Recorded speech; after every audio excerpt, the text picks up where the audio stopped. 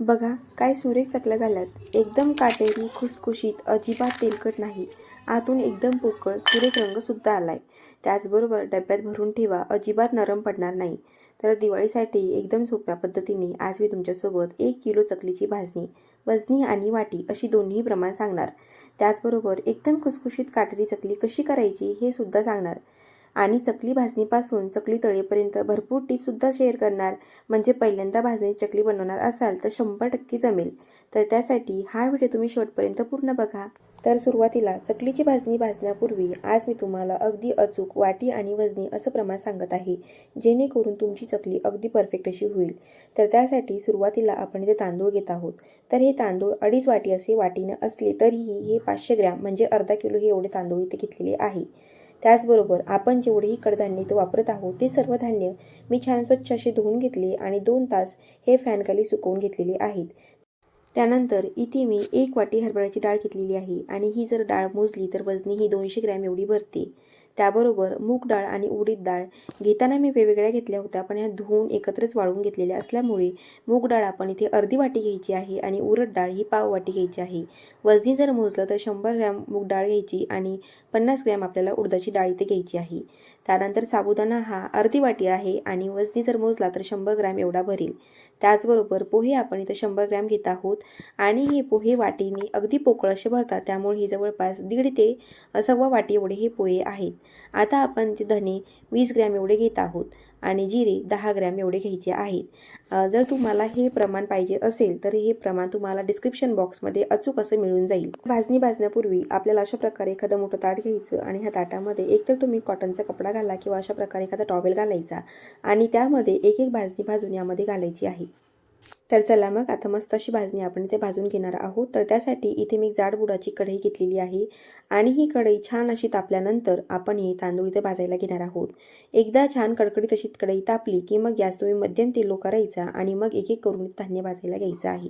तर सुरुवातीला तांदूळ भाजत असताना अगदी आपल्याला हे खूप लालबुंद असे भाजायचे नाही. अगदी पांढरटसर किंवा हलका गुलाबी कलर यायला लागला की तोवर आपल्याला हे तांदूळ भाजायचे आहे. मध्यम ते लो गॅसवरती जवळपास मला 7 ते 8 मिनिट हे तांदूळ भाजण्यासाठी ते लागलेले आहे. जेवढी व्यवस्थित तुम्ही भाजणी भाजून घ्याल तेवढीच छान खमंग अशी खुसखुशीत आपली चकली इथे येणार. तर भाजणी भाजत असताना अगदी खूप जास्त घाई करायची नाही. अगदी पेशन्स ठेवून तुम्ही इथे भाजणी भाजून घ्यायची. खूप जास्त गॅस फुल ठेवला तर काय होतं, ही भाजणी अगदीच काळपट अशी येते आणि छान खमंग अशी भाजली जात नाही. तर त्यासाठी अगदी लो गॅस करून छान खमंग होईपर्यंत ही भाजणी भाजून घ्यायची. खूप जास्त लालसर न करता अगदी त्याचा रंग थोडासा हलका बदलायला लागला की तोवर आपण ही भाजणी इथे भाजून घेणार आहोत. तर अशा प्रकारे अगदीच पांढरट असा कलर इथं आलेला आहे. ह्या तांदळाला हलका गुलाबीसर इथं कलर यायला लागला की मी तर ही भाजणी इथे काढून घेणार आहे. एवढंच हे तांदूळ इथे आपण भाजून घेणार आहोत. तर आता हे तांदूळ मस्त असे भाजून झालेले आहेत आणि हे भाजलेले तांदूळ आपण ताटावरती जे कॉटनचा कपडा टाकलेला होता त्या कपड्यावरती काढून घ्यायची. जेणेकरून तांदूळ किंवा धान्य हे गरम असल्यामुळे त्या धान्याला एक प्रकारचं घाम सुटतं किंवा पाणी सुटल्यासारखं होतं आणि ते पाणी किंवा घाम तो कॉटनचा कपडा ॲब्सॉर्ब करतो आणि ते धान्य छान कोरडं असंच राहतं. तर आता आपण इथे हरभऱ्याची डाळ इथे भाजून घेत आहोत आणि हरभऱ्याची डाळ भाजण्यासाठी मला जवळपास 4 ते 5 मिनिट इथे लागलेली आहे. म्हणजे मंद गॅसवरती मी छान खरपूस होईपर्यंत इथं भाजून घेत आहे. अगदी फुल गॅस जर केला तर ही डाळ अगदी जळाल्यासारखी होते आणि भाजणी ही छान करपट अशी लागते. तर बघा डाळ मस्त अशी भाजला गेलेली आहे आणि हलकासा रंग बदलला गेलेला आहे. एवढीच डाळ आपण इथे भाजून घेणार आहोत. घरामध्ये अगदी सुवास असा सुटतो या डाळीचा, तेवढ्यापर्यंतच आपण ही भाजून घ्यायची. आता ही डाळसुद्धा आपण एक एक करून त्या ताटामध्येच काढून घेणार आहोत, जेणेकरून सर्व भाजणी ही छान अशी थंड होईल. त्यानंतर आता आपण इथे मूग डाळ आणि उडदाची डाळ ही दोन्ही डाळी एकत्रच भाजून घेत आहे. बऱ्याचदा आपण सर्वच भाजणी एकत्र भाजतो, पण काही डाळी ह्या कमी जास्त आकाराच्या असतात, तर त्या सोबत भाजल्या गेल्या की त्या काही कुठे जळतात आणि कुठे कच्च्या अशा राहतात. तर त्यासाठी ज्या डाळी सेम आकाराच्या असतात त्या सोबत भाजल्या तरीही चालते. तर आता ही डाळसुद्धा भाजून घेतलेली आहे. त्यानंतर आता आपण इथे साबुदाणा भाजून घेणार आहोत. तर इथे आपण 1 वाटी साबुदाणा घेतलेला आहे आणि साबुदाणा भाजत असताना अगदी 1 ते 2 मिनिटात हा भाजून होतो. सुरुवातीला याचा कलर पूर्ण पांढरट असा दिसत नाही, पण भाजल्या गेल्यानंतर हा पूर्ण पांढरट असा कलर याचा होतो. तोवर आपण इथं भाजून घेणार आहोत. अगदी यामध्ये असलेला जो मॉइश्चर असेल किंवा ओलावा असेल ना, तेवढंच आपल्याला काढून घ्यायचं आहे. कारण आपल्याला ही भाजणी एकदा भाजून ठेवल्यानंतर 6 महिने टिकते. तर 6 महिने टिकवण्यासाठी आपण हा साबुदाणा भाजणं अत्यंत गरजेचं असं असतो. त्यानंतर आपण इथे पोहे भाजून घेणार आहोत. तर पोहे भाजायला सुद्धा 1 ते 2 मिनिट एवढेच लागतात. अगदी गॅस इथं कमी जास्त करायचा आणि ही पोहे छान असे भाजून घ्यायचे आहेत. अगदी कुरकुरीत होईपर्यंत पोहे मस्त असे भाजून घ्यायचे, म्हणजे हे छान असे भाजले जातात. आता राहिलेलं आपण इथे धने आणि जिरे ही सोबत असे भाजून घेणार आहोत. त्यांना वेगवेगळं भाजण्याची अजिबात गरज नाही. तुम्ही सोबत भाजले तरीही चालतात. आणि हे धने जिरे भाजत असताना गॅस कमीच ठेवायचा आणि कमी गॅसवरती छान खरपूस होईपर्यंत भाजून घ्यायचं. मस्त असं भाजून घेतल्यामुळे याला छान असा सुवाससुद्धा येतो. तर अशा प्रकारे भाजून घेतल्यानंतर आपण आता हे भाजलेले धने जिरे भाजणीवरती घालून घेणार आहोत. तर अशा प्रकारे एकदम सोप्या पद्धतीनं मी तुमच्यासोबत वाटी आणि वजनी असं अचूक प्रमाण वापरून ही भाजणी इथे भाजून दाखवलेली आहे. आता भाजून घेतलेली भाजणी छान अशी एकत्रित करून घ्यायची आणि अशा ह्या कपड्यावरती छान अशी पसरवून द्यायची, जेणेकरून ही पटकन अशी थंड होते आणि पूर्णपणे थंड झाल्यानंतर आपण ही चक्कीमधून बारीक करून घ्यायची. तर बघा, एकदम खमंग खुसखुशीत भाजणी इथं मी तयार करून घेतलेली आहे. ही भाजणी तयार करून झाल्यानंतर मस्त अशी तुम्ही पॅकबंद डब्यामध्ये जर ठेवली तर 6 महिने आरामशीर अशी टिकते. जेवढं पीठ तुम्हाला लागतं तेवढं घ्यायचं आणि पॅकबंद डब्यामध्ये ठेवायचं. तर आता मी तुम्हाला 1 किलो भाजणी इथं करून दाखवलेली आहे आणि ह्या 1 किलो भाजणीपासून 1 वाटीचं प्रमाण घेऊन मी तुम्हाला छान काटेरी कुरकुरीत चकली कशी तयार करायची तर ते सुद्धा सांगणार आहे.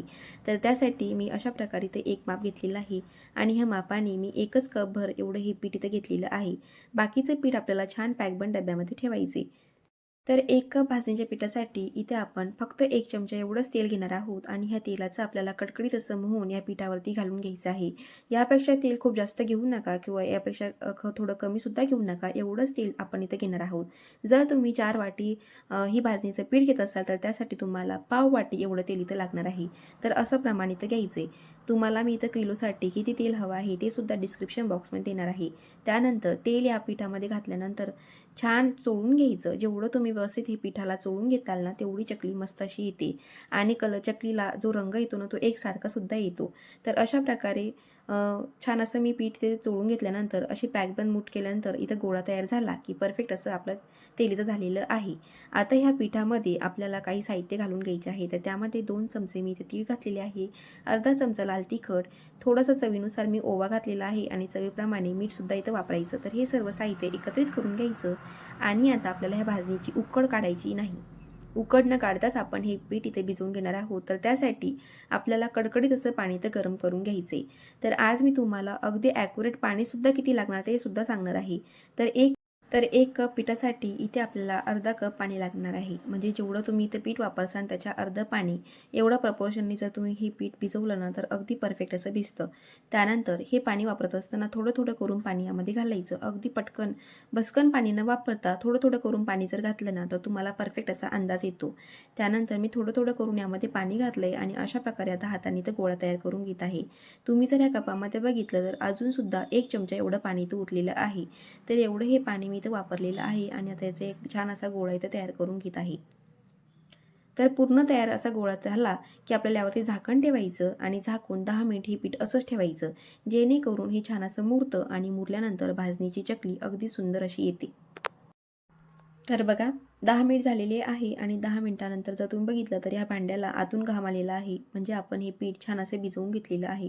तर आता ह्या पिठाला आपल्याला परत एकदा छान असं मळून घ्यायचे आणि मळत असताना जे राहिलेले 1 चमचा जर पाणी होतं तर ते आपण इथं वापरणार आहोत. मी परत 1 चमचाभर पाणी घेऊन छान असे हे पीठ असं छान मऊसर असं भिजवून घेतलेलं आहे, म्हणजेच याला मळून घेतलेलं आहे. चकलीसाठीचं जे पीठ असतं जेवढं तुम्ही मळून घ्याल ना तेवढी परफेक्ट अशी चकली बनते. तर भरपूर प्रमाणामध्ये जर तुम्ही पीठ भिजवत असाल तर त्यासाठी जेवढा गोळा तुम्हाला त्या चकलीच्या साच्यामध्ये घालायचा तेवढं पीठ घ्यायचं आणि त्यामध्ये अगदी चमचाभर पाणी घालून ते छान असं मळून घ्यायचं. त्याचा एकजीव करायचा. जोपर्यंत त्याला क्रॅक जात नाही तोपर्यंत त्याला छान मळून घ्यायचं, म्हणजे चकली अगदी परफेक्ट अशी होईल. बघा, चकलीच्या साच्यामध्ये जेवढा गोळा घालायचा तेवढा इथे गोळा मी तयार करून घेतलेला आहे आणि जवळून दाखवते त्याला अजिबात क्रॅक पडत नाही एवढा मी हा मळून घेतलेला आहे. तर आता हे मळून घेतलेलं पीठ आपल्याला चकलीच्या साच्यामध्ये घालून घ्यायचं आहे. तर चकलीचा साचा वापरत असताना चकलीसाठी जी लागणारी चाळणी असते ती खरबड बाजू त्याची बाहेरून घालायची आणि आतून चोपडी बाजू घालायची, जेणेकरून याने छान काटेदार अशा चकल्या पडतात. त्याचबरोबर चकलीचं पीठ चकलीच्या साच्यात घातल्यानंतर अशा प्रकारे त्याला दाबून दाबून भरायचं. यामध्ये अजिबात जागा सोडायची नाही किंवा यामध्ये एहर राहतील असं होऊ द्यायचे नाही. नाहीतर चकली पाडताना एकदम फटकन असा आवाज येतो. त्याचबरोबर चकली पाडत असताना चकली तुटू शकते. तर त्यासाठी चकलीचं पीठ भरत असताना अगदी दाबून दाबून हा पॅकबंद असा साचा इथे करायचा. त्यानंतर चकली पाडत असताना साचा हा खूप जास्त वरती पकडायचा नाही, नाहीतर चकलीचे पदरही तुटू शकतात. तर चकली पाडत असताना अगदी जवळून अशी चकली पाडायची. तर सुरुवातीला अगदी छान छोटंसं एक गोल आकार करायचं आणि गोल गोल आकाराच्या त्या चकल्या इथं पाडून घ्यायच्या. तर अशा प्रकारे मी इथं 3 ते 4 प्लेट घेणार आहे आणि ह्या प्लेटवरती चकली इथे पाडून घेणार आहे. त्यानंतर चकली पाडत असताना चकलीचं सुरुवातीचं आणि शेवटचं टोक दोन्ही टोक छान असे बंद करायचे, म्हणजे चकली तेलामध्ये सोडल्यानंतर वेगवेगळी होत नाही आणि छान पॅकबंद अशी राहते. बरोबर एका वेळी तेलामध्ये जेवढ्या चकल्या तळल्या जातील तेवढ्याच चकल्या इथे पाडून घ्यायच्या, नाहीतर खूप जास्त चकल्या पाडल्यानंतर त्या सुकायला लागतात. तर आता तयार झालेल्या चकल्या आपल्याला तळायच्या आहे आणि त्यासाठी तेल कसं हवं आहे तर ते तुम्हाला ते सांगत आहे. तर सुरुवातीला एक छोटासा तुकडा यामध्ये टाकल्याबरोबर तो तळून असा वर आला की एवढं प्रमाणामध्ये आपल्याला तेल तापलेलं असावं. त्यानंतर गॅस आता अगदी मध्यम असा ठेवायचा, खूप जास्त कमी नाही किंवा खूप जास्त फुल नाही. मध्यम गॅसवरती आपल्याला हे चकल्या इथं तळून घ्यायचे आहे. खूप जास्त लो जर केला तर चकली तेल धरू शकते आणि खूप जास्त जर फुल केला तर चकली बाहेरून कुरकुरीत पण आतून कच्ची अशी राहते. त्यानंतर ही थंड झाल्यानंतर पटकन तुकड्याची पडायला लागतात किंवा ती नरम पडते. तर त्यासाठी चकली तळत असताना अगदी मध्यम गॅसवर तळायची. त्याचबरोबर चकली तेलामध्ये सोडल्याबरोबर चकलीला पलटायला जायचे नाही. चकलीवरती असलेले जे बबल्स आहे ना ते थोडेसे कमी झाले की मग चकली पलटून घ्यायची. असं जर केलं ना तर चकली थोडीशी कडक होते, म्हणजे ती तुटत नाही. जर तुम्ही पटकन अशी चकलीची बाजू पलटली तर ती पटकन तुटते.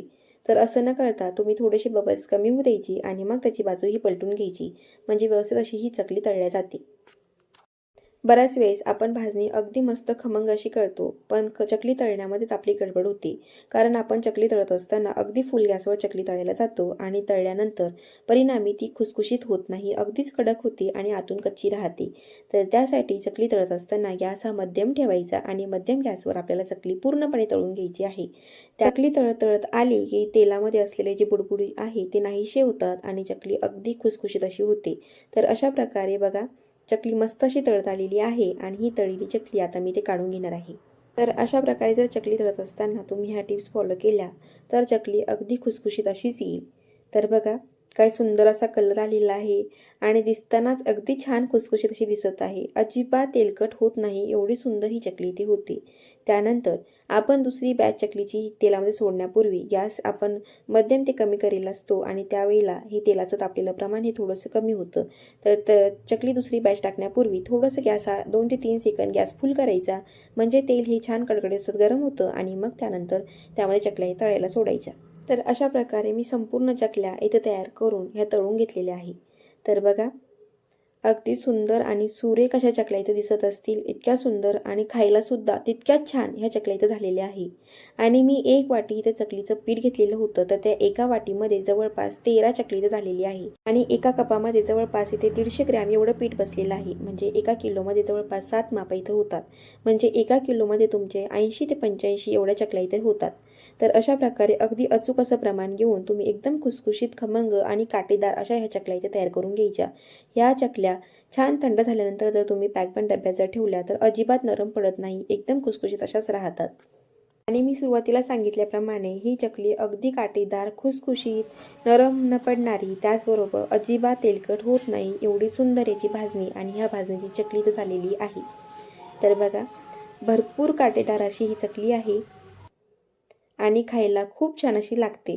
तर मग ह्या सणासुदीला किंवा ह्या दिवाळीला जर तुम्हाला 1 किलो भाजणीची चकली करायची असेल ना तर परफेक्ट असं प्रमाण, त्याचबरोबर 1 किलो भाजणीसाठी भाजणीमधून आपल्याला किती चकल्या इथं तयार होतील तर ते सुद्धा मी इथे सांगितलेलं आहे. त्याचबरोबर चकली करत असताना चकली पाडेपासून चकली तळेपर्यंत किंवा भाजणी कशी तयार करायची हे सुद्धा भरपूर टिप्ससहित मी तुमच्यासोबत शेअर केलेलं आहे. तर म्हणजे तुम्ही हा एक व्हिडिओ पूर्ण जर बघितला तर तुमची चकली अगदी परफेक्ट अशी येईल आणि पहिल्यांदाच तुम्ही जर ही चकली बनवली ना तर अगदीच परफेक्ट अशी येणारच. तर त्यामुळे हा व्हिडिओ तुम्ही शेवटपर्यंत पूर्ण बघा. जर तुम्ही दिवाळीमध्ये फूड बिझनेस करत असाल तर तुम्हाला 1 किलो चकलीमधून 80 हे चकल्या इथे पडतात. तर असं प्रमाण घेऊन जर तुम्ही तो बिझनेस जरी केला तरीही परफेक्ट असा इथं तुमचा बिझनेस होईल. तर अशा प्रकारे प्रमाण घेऊन तुम्ही मस्त अशा ह्या चकल्या इथे तयार करून घ्यायच्या आहेत आणि ह्या चकल्या आतून अगदी पोकळ अशा होतात आणि खुसखुशीतसुद्धा होतात. तर बघा मी तुम्हाला चकली इथे खाऊन दाखवत आहे. अगदी कुरकुरीत अशी ही चकलीचा तुम्हाला इथं आवाज येईल, इतकी सुंदर इथे ही चकली झालेली आहे आणि खायला खूप छान अशी लागते. तर भाजणीची चकली करायची असेल ना तर हीच पद्धत वापरून तुम्ही ही चकली तयार करा आणि तयार केल्यानंतर मला कमेंट करून नक्की कळवा. तर नेहमीप्रमाणे मी तुमच्यासोबत अगदी सोप्या अशा रेसिपी सोप्या पद्धतीने शेअर करत असते. तर तुम्हाला हा व्हिडिओ आवडला असेल तर प्लीज हा भरपूर जणांना शेअर करा आणि माझ्या चॅनलला लाईक, शेअर आणि सबस्क्राईब करायला अजिबात विसरू नका. त्याचबरोबर बेल आयकॉनला सुद्धा प्रेस करा म्हणजे तुम्हाला माझ्या चॅनलच्या नोटिफिकेशन मिळून जातील. आणि हा व्हिडिओ पूर्ण बघितल्याबद्दल तुमचे मनापासून धन्यवाद.